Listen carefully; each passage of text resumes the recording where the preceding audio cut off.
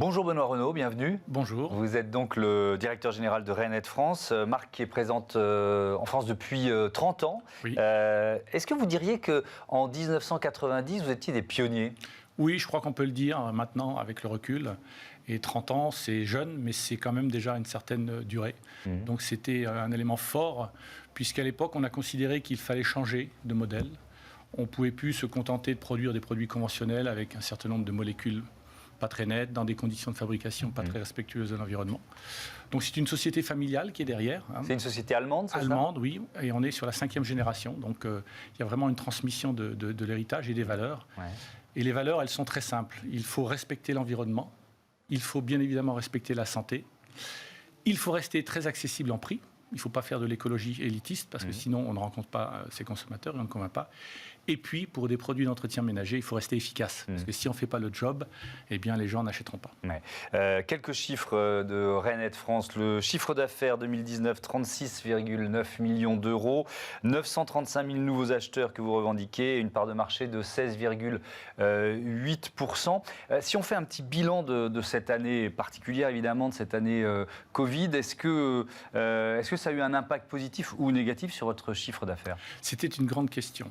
On a eu un premier impact en mars-avril sur simplement la disponibilité des produits. Comme vous le savez, les gens se sont rués dans les magasins et ont acheté beaucoup. Et donc, on a fait face à un certain nombre de ruptures, mais toute la profession, pas seulement nous. Et puis, on s'est dit après, une fois qu'ils vont consommer, est-ce qu'ils vont prioriser l'hygiène, la santé pure face au Covid, ou est-ce qu'ils vont garder l'intérêt pour la défense de l'environnement ? Et tous les résultats qu'on peut voir après la fin de l'année 2020, c'est que il n'y a pas eu de désinvestissement donc, de la part des consommateurs sur ces produits. Bien au contraire, puisque le marché s'est développé de plus 30% sur 2020, ce qui est beaucoup plus encore que la croissance de 2019. Ah oui, donc le marché global de l'entretien écologique, on pourrait l'appeler comme ça. Absolument, oui. Plus donc c'est formidable. 2020. Donc, c'est vraiment une valeur profonde qui n'a pas été altérée par le Covid, sachant que nous le savons tous, le Covid a révélé beaucoup de choses dans notre société, mais pas en tout cas un désamour pour les produits écolos. Alors c'est quoi un produit d'entretien écologique ? On va rentrer un peu dans la définition et on commence par le produit lui-même. Vous utilisez quels ingrédients ? Alors, effectivement, ça commence par le produit, souvent le liquide, dans des nettoyants, des vaisselles ou des lessives liquides. Il y a des poudres aussi. Il faut que le produit soit fait avec des ingrédients renouvelables. Et aujourd'hui, les ingrédients renouvelables, c'est tout ce qui n'est pas la pétrochimie, c'est donc les plantes. Donc ça, c'est la base d'un produit écologique. Donc c'est des produits pour nettoyer, c'est des produits pour détartrer, c'est des produits pour, éventuellement un petit peu désinfecter, mais pas trop, parce qu'il faut respecter la vie. Ça, c'est la base. Mais c'est plus encore, c'est l'emballage. Oui, alors je vais y revenir sur l'emballage, mais je reste sur le produit lui-même, parce que vous dites qu'il faut respecter la vie, mais ça peut sembler un défi, c'est-à-dire qu'il faut quand même nettoyer. Oui, mais on peut nettoyer sans tuer toutes les bactéries. Ce qu'on veut enlever, c'est la saleté, ce n'est pas forcément le milieu vivant. Donc chez Rainet, par exemple, vous n'avez pas de produits biocides. Vous imaginez, en 2020, où il y a eu une forte demande, nous avons décidé de ne pas faire de produits biocides et de rester fidèles à notre conception écologique. Parce que ça tue les microbes, mais ça repart ensuite dans les eaux usées. Et ça va aussi, malheureusement, contaminer, polluer et poser des problèmes pour tout ce qui est ensuite le retraitement des eaux. Ce qui repart aussi dans les eaux usées, ce sont les microplastiques. Il y en a dans les produits Rainet ? Bien sûr que non, il n'y a pas de microplastiques et depuis très longtemps. Il y a souvent des microplastiques dans les lessives pour rendre les formules dites crémeuses.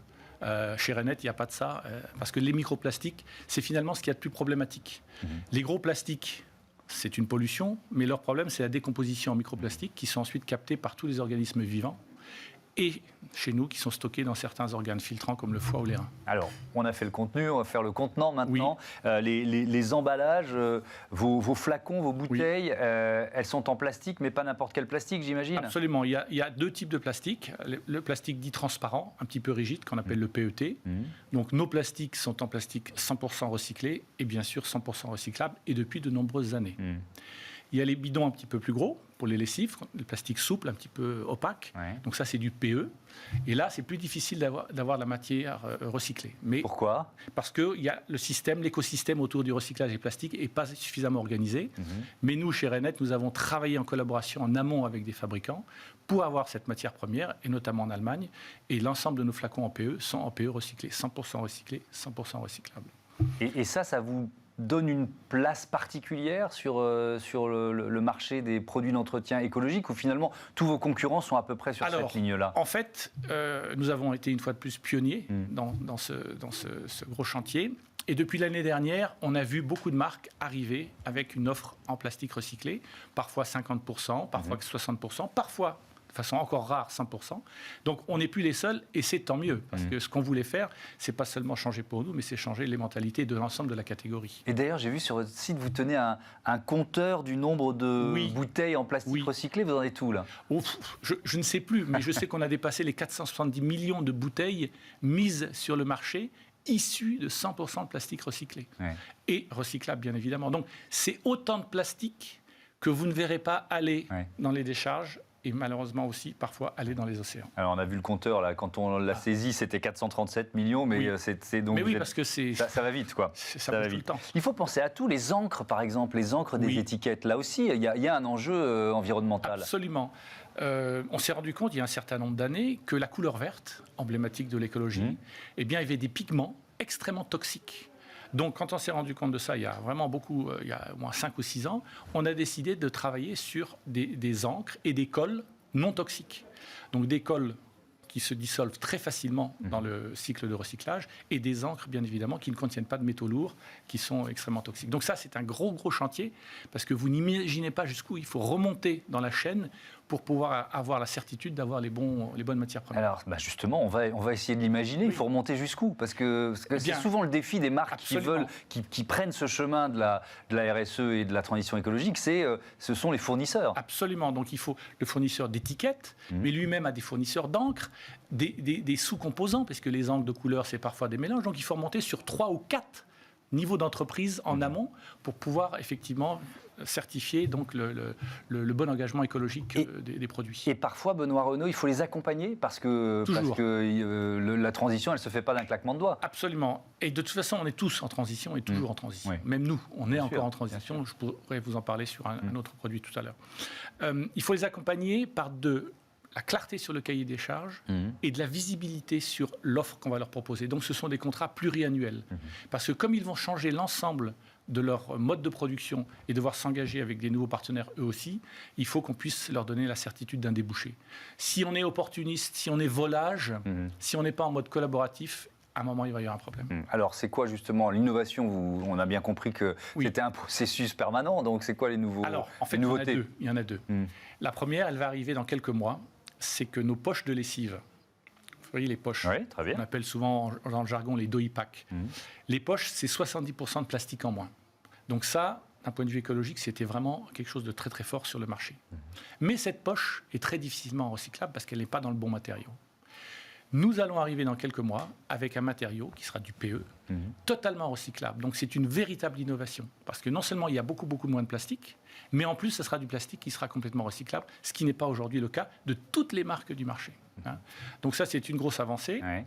Et la deuxième avancée, sur laquelle on travaille là d'arrache-pied, et c'est très difficile, c'est de s'affranchir des quelques dérivés d'huile de palme qui restent dans les produits écologiques.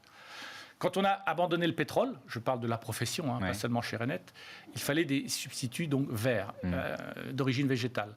Et souvent, il y avait des dérivés d'huile de palme. Donc il y a encore 10 ou 20 ans, ce n'était pas vraiment un problème. Mais depuis quelques années, nous savons que ça pose un problème.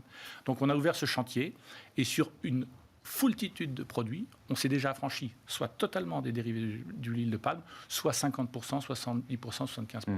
Et ça, ce chantier-là, on veut le terminer vraiment très rapidement.